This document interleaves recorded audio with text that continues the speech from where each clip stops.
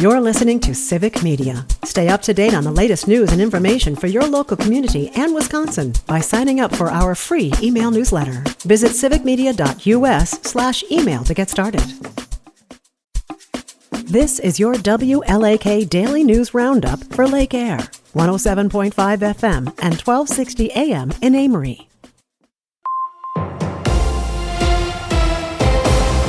Civic Media News. I'm Terry Bell. Here's what Wisconsin needs to know. Wisconsin has a $4.5 billion budget surplus. Wisconsin also has close to $2 billion in its rainy day fund. That's a record. Governor Evers says the extra money should be reinvested in the next state budget. Republicans have said they want to give the money back to taxpayers.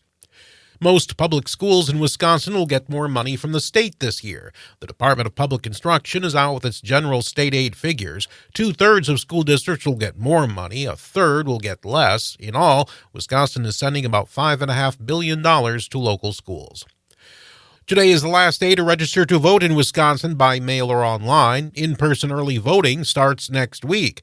Kate Martin is Menominee City Clerk. She says planning ahead will ensure local clerks run a free and fair election. The less work that they have to do in order to help voters get through that process on Election Day, the better and the least frustrating it is for voters themselves. Martin says voters can help by having required documentation on hand when they register. Former President Barack Obama will campaign for Kamala Harris in Wisconsin next week. He'll join Democratic vice presidential candidate Tim Walz in Madison on Tuesday. Tuesday is also the first day of in-person early voting in Wisconsin. Wisconsin lawmakers are looking at potential ways to curb artificial intelligence abuses. Sarah Alt is an ethical AI expert who serves on the legislature's AI task force. At a meeting yesterday, she sounded skeptical that licensing and professional codes could help. Then people just go looking for places where they can work outside of that code. This summer, the governor's AI task force recommended K-12 digital literacy training, help for people who lose their jobs due to AI, and investing in more research. At least 6 Wisconsin poultry farms are giving away thousands of chickens after an Iowa-based processor suddenly closed last week. Farmers who need help can contact the Wisconsin Farm Center. I'm Terry Bell, Civic Media News. Here's what you need to know closer to home. From the Civic Media Newsroom in Western Wisconsin, I'm Jimmy Kuska. The Wisconsin Department of Instruction released its annual state aid figures for public school districts on Tuesday. Districts receiving 10% or more of aid over last year include Unity, New Auburn, Chetek, Weyerhaeuser, La Crosse, Tomah, Cochran Fountain City, St. Croix Central, Cameron, Alma Center, and Mondovi. Districts with 10% or more in losses include Siren, Lakeland, Spooner, Hayward, Lake Holcomb, Webster, Shell Lake, Amory, and Hudson. Over $250 million this year is going to parental choice programs statewide. A school bus driver who crashed a bus in St. Croix County near Hudson back in April is no longer being charged with a crime. According to online court records, the driver of the bus, which had middle school students from Eau Claire on it, was charged with a misdemeanor count of unauthorized operation of a school bus. However, the charge was dismissed when prosecutors learned the driver had the proper license to drive the bus. The driver was cited for following too closely. 8 people, including 6 students, were hurt in the crash. Dunn Electric Cooperative and the Walmart Distribution Center in Menominee are part of a multi-organization effort that sent supplies and relief to hurricane-stricken areas of the southeastern United States. The donations were made by the Wisconsin Electric Cooperatives, which operate across northwestern Wisconsin, as well as Walmart and Sam's Club. The Distribution Center in Menominee donated a truck and a driver. It's the second load of supplies that has been sent by this coalition to South Carolina. The Chippewa Valley continues to be a hotspot for political campaign stops. With the fall election under 3 weeks away, candidates are ramping up their efforts to get people out to vote. On Tuesday, Governor Tony Evers and Michigan Governor Gretchen Whitmer made a stop in Eau Claire to promote Democrats up and down the ballot and to talk about the Democratic Party platform and to encourage people to vote.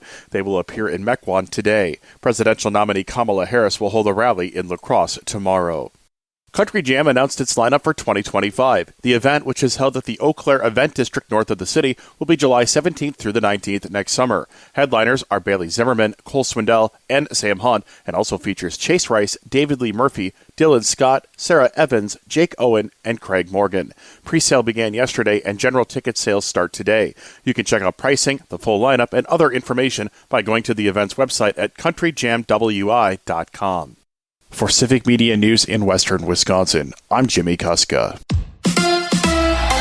The Packers have a new kicker. Hi, I'm Mike Clemens with sports. The Packers have signed a new place kicker. He's 33-year-old Brandon McManus, who was with the Denver Broncos for 8 seasons. In 2023, McManus was accused of sexual assault by 2 flight attendants during a Jaguars team flight to London. The NFL investigated and cleared McManus of any charges. The Packers releasing their rookie kicker, Braden Narveson, who led the league in missed field goals with 5 in 6 games. College football. The Badgers head to Evanston to face the Northwestern Wildcats. Now, last November, Northwestern beat Wisconsin 24-10. This week's game to be played at a temporary stadium while Ryan Field is being rebuilt. Luke Fickell. Whatever they ask us to play or tell us to play, we'll play. If it's a parking lot, we'll play in the parking lot. I don't think we got a whole lot to say after, how we performed and how we played last year. So I could care less where we're playing at. And anytime you go on the road in the Big Ten, you're going to have to handle some things, whether it's, a new stadium, whether it's the wind, whether it's a locker room. It is what it is. That's Badgers head coach Luke Fickell. With sports, I'm Mike Clemens.